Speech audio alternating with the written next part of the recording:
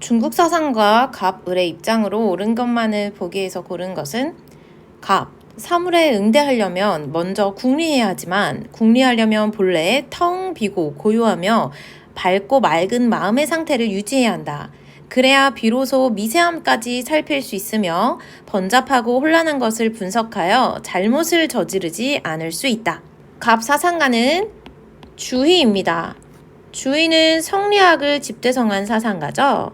그리고 주희는 성리학의 관점에서 성증리의 개념을 강조하였습니다. 주희가 보기에 인간이 이치를 탐구하는 방법은 다음과 같습니다.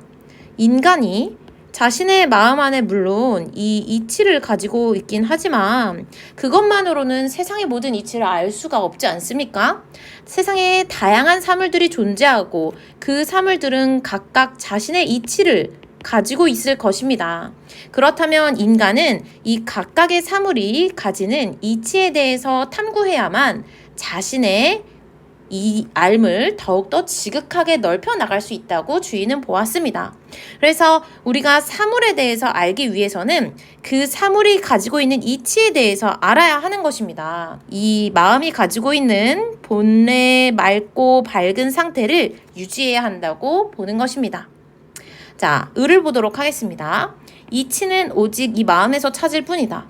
이 마음은 인욕이 없는 깨끗한 천리여서 부모에게 효도하려는 정성스러운 것이니 겨울에는 자연히 부모의 추위를 생각하여 따뜻하게 해드릴 방법을 찾지 않을 수 없다.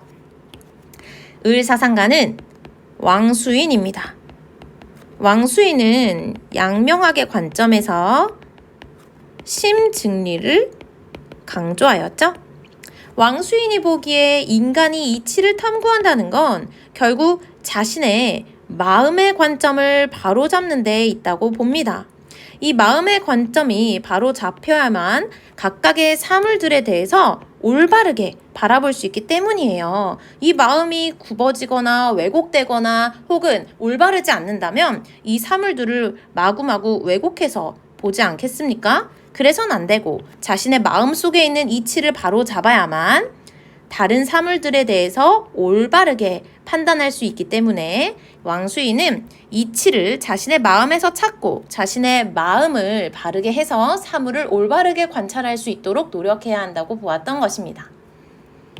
자, 보기를 보면서 이 주의와 왕수인의 입장을 잘 설명한 선지가 무엇인지 보도록 하겠습니다.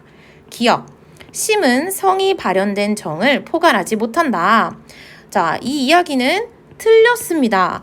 주의는 마음이 성과 정을 포괄한다는 심통성정을 제시한 사상가입니다.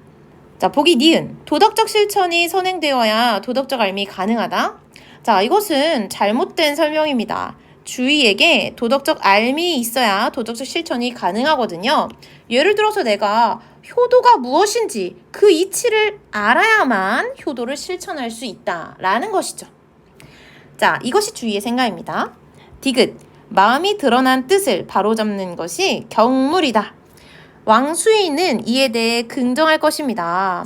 이 왕수인은 마음이 드러난 이 뜻을 바로잡는 것, 즉 마음을 바로잡아서 올바르게 대상을 바라보고 실천하는 것, 본래 선한이 마음이 올바르게 실천으로 확장되는 것이 중요하다고 보았습니다. 그래서 이 주의가 강조한 경물은 결국 내 마음 안에 있는 마음이 바라보는 대상을 바르게 하는 과정이라고 볼 수 있습니다. 그래서 내 마음에서부터 느껴지는 이 효의 의지를 바르게 실천하기 위해서 심증리의 관점에서 수양을 계속해야 하는 것이죠.